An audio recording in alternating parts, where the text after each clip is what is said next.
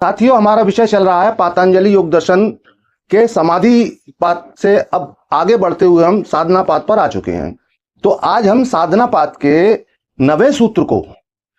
9 number सूत्र को समझेंगे, और जो कि मृत्यु की अवस्था है। जब हम रात्रि को सोते हैं, जब निद्रा की गहरी अवस्था में जाते हैं, तो जो भी मृत्यु में घटित होता है वही सब हमारी निद्रा की अवस्था में घटित होता है, लेकिन उसका हमें पता नहीं होता, क्योंकि हमारा उस समय कॉन्शियस माइंड, चेतन मस्तिष्क अचेत अवस्था में चला जाता है।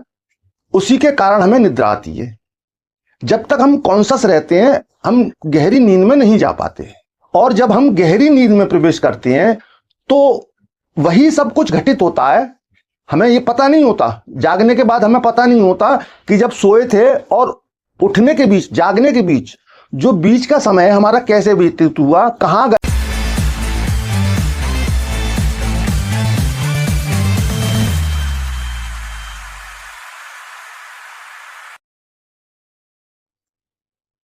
साथियों, मैं योगी हमदर्द गिरी आप सभी के चैनल योगी हमदर्द गिरी में स्वागत करता हूं। आप सभी को बहुत बहुत प्रेम।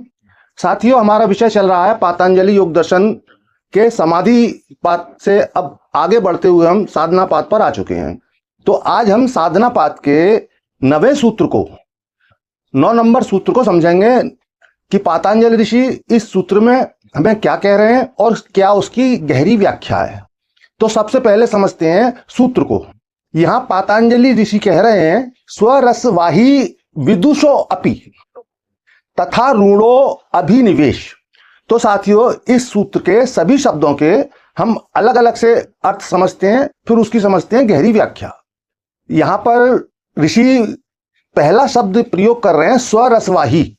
स्वरसवाही यानी स्वभाव से बहने वाला, जो जिसकी प्रकृति है बहना, जो स्वभाव से बहने वाला है, उसे स्वरसवाही कहा जा रहा है।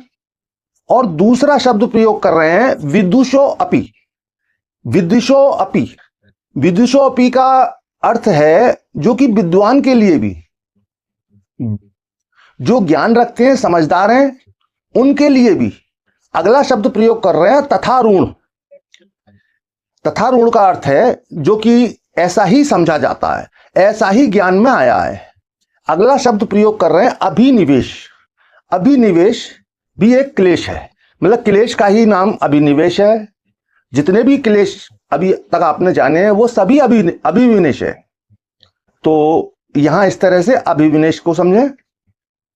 तो गहरे ध्यान में, गहरी समाधियों में जाने में सबसे बड़ी बाधा, सबसे बड़ा क्लेश जो है यहां पर बता रहे हैं, वो क्लेश है मृत्यु। मृत्यु का भय हमें गहरी समाधि की अवस्थाओं में जाने से रोकता है।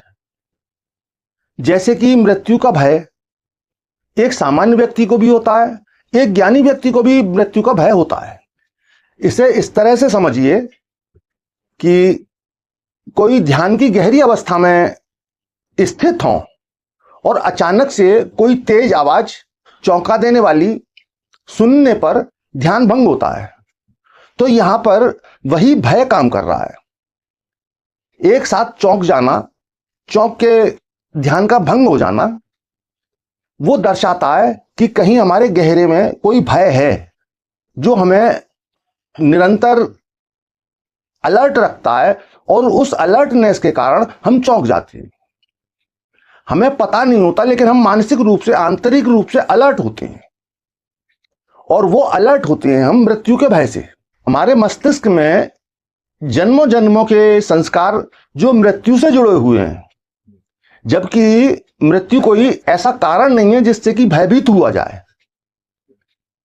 हमारे सामान्य जीवन में प्रत्येक दिन हमारे साथ, प्रत्येक सामान्य व्यक्ति के साथ मृत्यु घटित होती है, और जो कि मृत्यु की अवस्था है, जब हम रात्रि को सोते हैं, जब निद्रा की गहरी अवस्था में जाते हैं, तो जो भी मृत्यु में घटित होता है वही सब हमारी निद्रा की अवस्था में घटित होता है, लेकिन उसका हमें पता नहीं होता, क्योंकि हमारा उस समय कॉन्शियस माइंड, चेतन मस्तिष्क अचेत अवस्था में चला जाता है।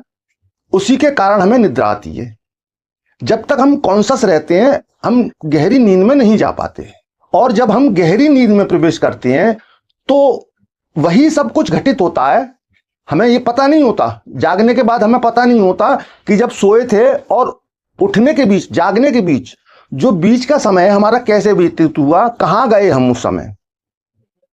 तो यही अवस्था ध्यान की गहरी अवस्थाओं में घटित होती है।